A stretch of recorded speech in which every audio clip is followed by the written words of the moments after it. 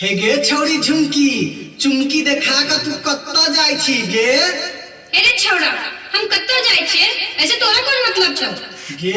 गे मतलब नहीं छे तो नहीं ते पूछै छियौ हैं? तू जो हमर पीछा छोड़ दे नहीं तो बारन से झटको। हैं गे तू चाहे बारन से झाट चाहे झाड़ू से मार हम तोहर पीछा नहीं छोड़बो तोहर चुनरी पकड़े के चलबो।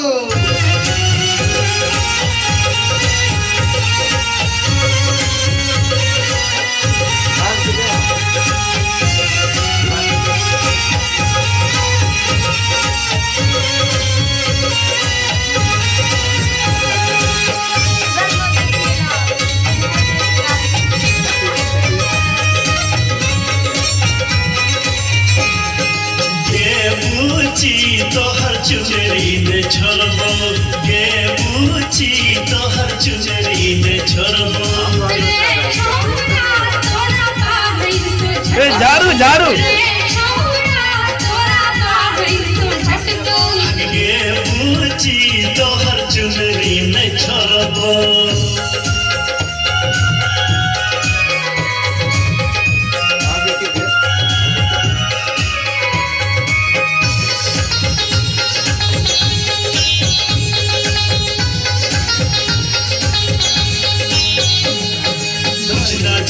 सत्य हमरा दुल्हनिया मिल जाएंगे दुल्हनिया मिल जाएंगे 5 बजे 6 बजे सन के बाजे ले न पाएंगे बाजे ले न पाएंगे।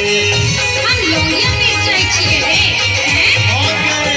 बुझना चाहिए सत्य हमरा दुल्हनिया मिल जाएंगे 5 बजे 6 बजे सन के बाजे ले न पाएंगे।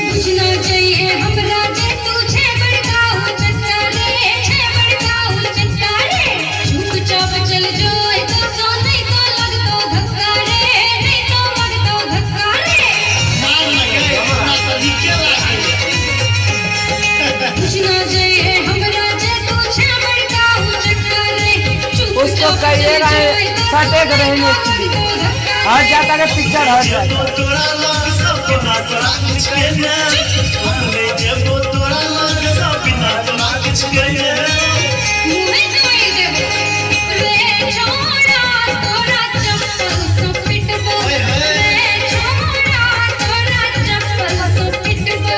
ए बूची तोहर चुनरी नहीं छोड़बो।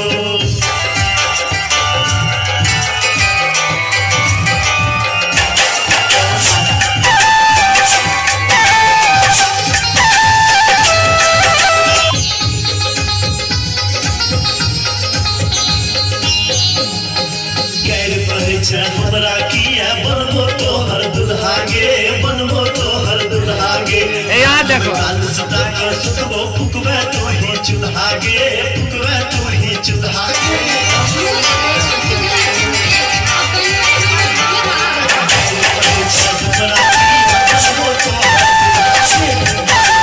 सदा के सुतबो फुकबे तो ही चूल्हा गे।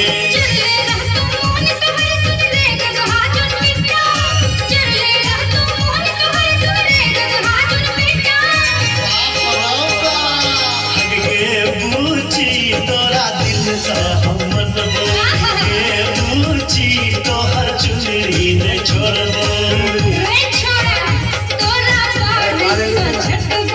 गे बूची तोहर चुनरी ने छोड़बो।